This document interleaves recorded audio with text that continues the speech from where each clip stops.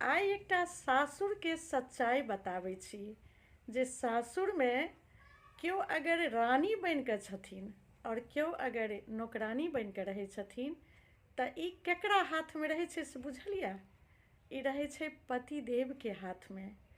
अगर अहाँ के पतिदेव जी अहाँ के हर हमेशा साथ देता ने, हर बात में अगर अहाँ के सपोर्ट करता ने, तऽ ओइ घरक लोक ओइ कनियो के साथ दै छथिन, सपोर्ट करै छथिन, चाहे ओ केहनो किया नहि रहथिन, ओहिसँ लेना देना नहीं छै। लेकिन अगर पति साथ दै छथिन तऽ पूरा घरक लोक ओइ कनिया के साथ दै छै। और कोनो कनिया कतबो नीक किया नहीं रहथिन, लेकिन हुनकर अगर पति साथ नहीं दै छथिन ने, तऽ पूरा घरक लोक हुनका नौकरानी बना के राखै छथिन और कोनो सपोर्ट नहीं करता, कोनो नीचा दिखावे के कोनो मौका नहीं छोड़ता।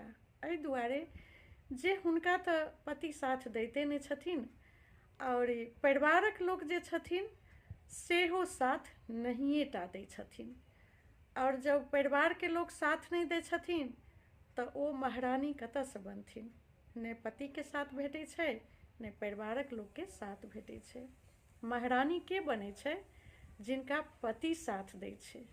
और नौकरानी के बनै छै? जेकरा पति साथ नहीं दै छै।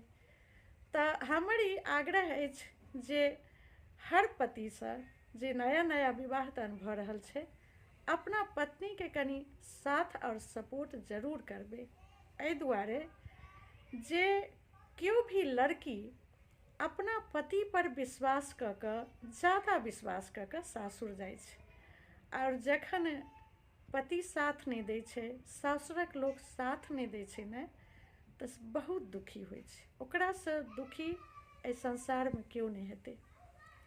और जखन धीरे धीरे समय बीतैत जाइ छै और सहन करैत करैत एकटा समय एहन आबै छै जखन ओ बिल्कुल टूटि जाइ छै, बुझलियै?